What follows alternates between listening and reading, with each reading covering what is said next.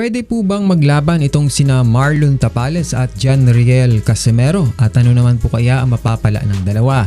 Ang sagot po natin dyan ay pwedeng-pwede dahil pareho po silang naglalaro sa Super Bantamweight Division. Pero mangyayari lamang po yan kapag pumayag ang MP Promotion na may hawak kay Tapales, pati na rin po ang may hawak kay John Riel Casimero.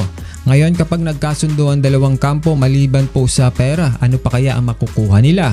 Para po kay Casimero, ang matalo si Tapales ay napakalaking hakbang para muling mabuhay ang interes ng mga tao para mapanood ang Naoya Inoue versus John Riel Casimero. Ganito po kasi yan. Tinalo ni Inoue si Tapales sa loob ng 10 rounds. Ibig sabihin, si Tapales po ang magiging primary sukatan ng lahat kung may ipapalagbaba talaga itong si Casimero laban kay Naoya Inoue. Paano kapag tinalo po ni Casimero si Tapales ng mas maganda at mas maaga kaysa sa nagawa ni Inoue? Gagawa po ito ng malaking katanungan sa isip ng mga tao.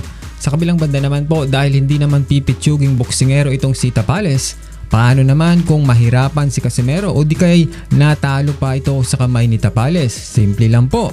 Dapat na talaga nating kalimutan ang usapang Casimero at Naoya Inoue. Dahil sa ngayon si Marlon Tapales po ay isang high risk at high reward na boksingero para kay Cuadro Alas. Para naman po kay Tapales, ang manalo laban sa former 3 Division World Champion na katulad ni Casimero ay napakalaking achievements po dahil maliban kay Akhmadaliev ay madadagdagan ka pa ng 3 Division World Champion. Kaya mas lalong bibigat ang boxing resume nito. Sa tingin po ninyo, Marlon Tapales versus Casimero, kanino po kayo?